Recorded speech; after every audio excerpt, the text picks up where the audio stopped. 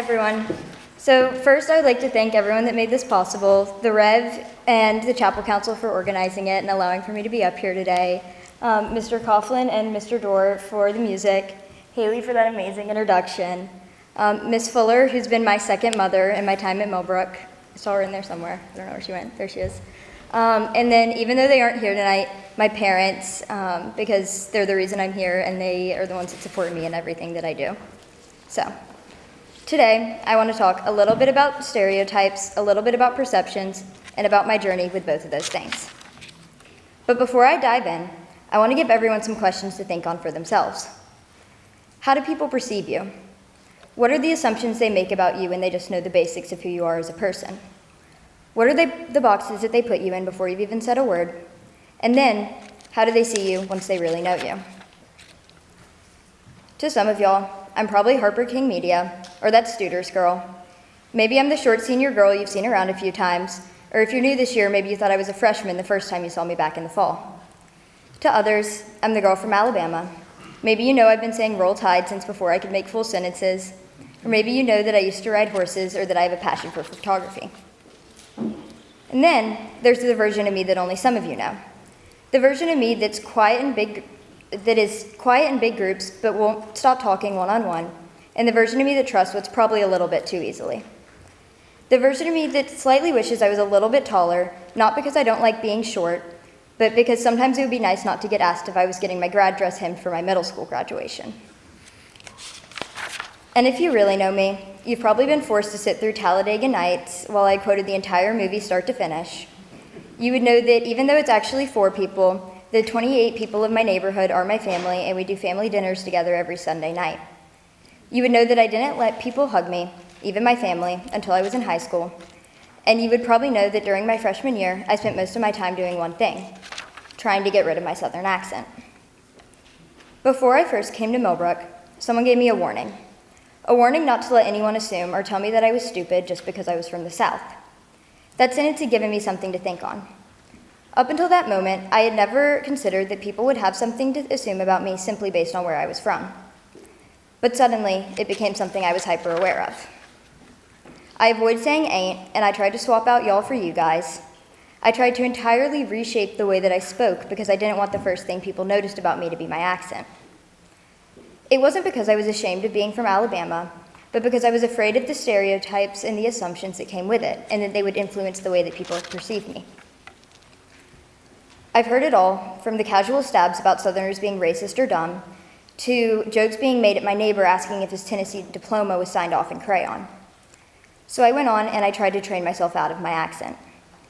To this day, I still get asked why I don't have a very Southern accent, and every time I hesitate, because the truth is, I do.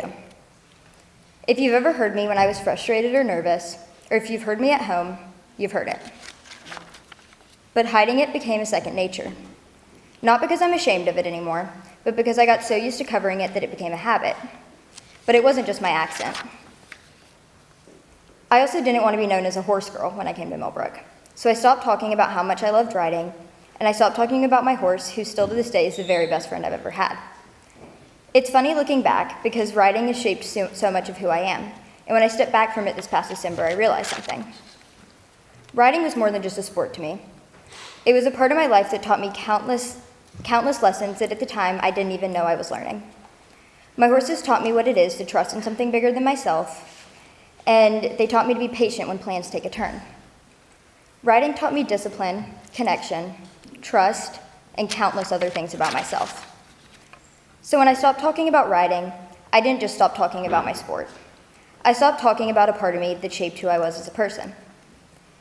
It may have taken stepping back from it for me to realize it, but the past months without it have taught me something bigger than just my connection to riding. It taught me that in everything, whether it be your accent, your sport, or anything that makes you who you are, it's not about whether people get it or if they judge it. It's about owning it and being comfortable with who you are. Being from Alabama and riding horses are 2 huge parts of my story. They aren't things to hide, and they are parts of my identity that have taught me discipline, pride, and joy. They are also parts of my identity that I wouldn't trade for anything. Over the years, I've gotten better at being my whole self. Not just the version of me that people expect, or the one that fits into the standard boarding school kid box. But in all honesty, there's still times where it can be difficult to not hide those parts of me. Because letting people see the real you takes trust, and sometimes that trust can be broken or yet to be found. That lack of trust can shake everything from your confidence to your willingness to open up to people. But if I've learned one thing, it's this. The only way to stay grounded in who you are is to be vulnerable anyway. And being vulnerable doesn't mean being fragile. It means being brave enough to be confident in who you are, and regardless of people's opinions, not feeling the need to hide it. So, if your attention span is anything like mine, and you're just wondering when I'm going to be done talking, let me leave you with this. There will be things about yourself that people will judge, and there will be parts of yourself that you want to erase and never see again. But sometimes the things that you hate the most about yourself are the things that you're secretly learning to love, and it may take some time to realize that. There will be terrifying opportunities that end up being the best things to ever happen to you, and there will be people who see you, the real you, and they will never ask you to change. So do the scary things. Be proud of your upbringing. Be someone who trusts, even when it's scary. Be loud when you want to be and quiet when you need to be. But most of all, don't let the fear of others' judgment keep you from being known. Thank you.